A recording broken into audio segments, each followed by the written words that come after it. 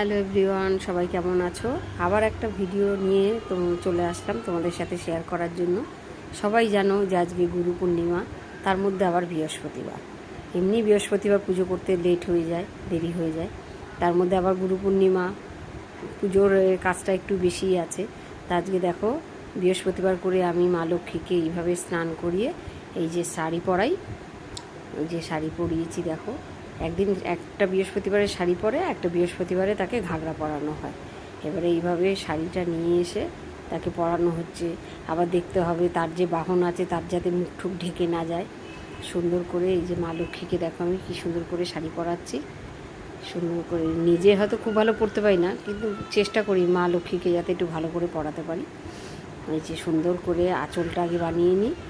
আঁচলটা যেই বানানো হয়ে যাবে দিয়ে তারপরে ওটাকে পিন দিয়ে একটুখানি আটকে দিতে হবে, নাহলে তো খুলে যাবে। এবার কুচিটা তো করাই ছিল, এটা যেহেতু রেডিমেড শাড়ি কুচি করতে হয়নি।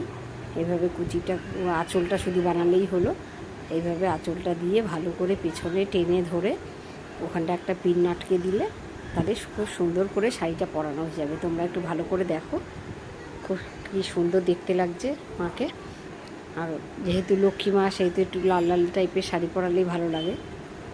আমি ঘাগরাটাও যে পরাই সেটাও একটু লাল টাইপেরই আছে, রানী মেশানো আছে। আর এই শাড়িটা পুরোই টকটকে লাল একেবারে, তোমরা দেখতে পাচ্ছ। দেখো কী সুন্দর করে মাকে শাড়ি পরিয়েছি, দেখো কী সুন্দর লাগছে মাকে দেখতে।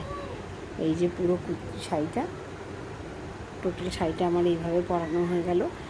একটু সময় লাগে, যেহেতু ঘুরিয়ে ঘুরিয়ে দিচ্ছি যাতে সামনের দিকে ফুলে না যায়, ওই জন্য শাড়ি পরাতে একটু সময় লাগে। ঘাগরাটা পরাতে আবার এতটা সময় লাগে না, ঘাগরাটা শুধু একটুখানি এই করে আটকে দিলেই হয়ে যায়।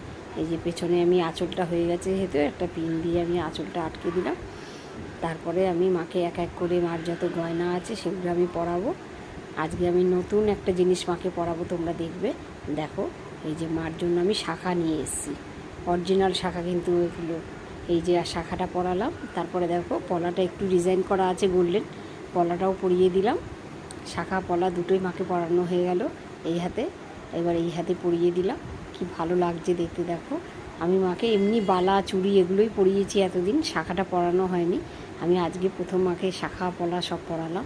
তোমরা দেখো আমার লক্ষ্মী মাকে কী সুন্দর দেখতে লাগছে। এবারে যে বালাটা আমি এমনি সময় পরিয়ে রাখতাম, সেই বালাটাও আমি মাকে পরিয়ে দেবো। এই যে কোমরে দেখো কী সুন্দর কোমর বন্ধনীটা, দেখো মাকে কি ভালো লাগবে। আমি কোমর বন্ধনীটা পরাচ্ছি, দেখো দেখেছো কি সুন্দর করে কোমর বন্ধনীটা, কি ভালো লাগছে মাকে। এই কোমর বন্ধনীটা পরানো হয়ে গেল।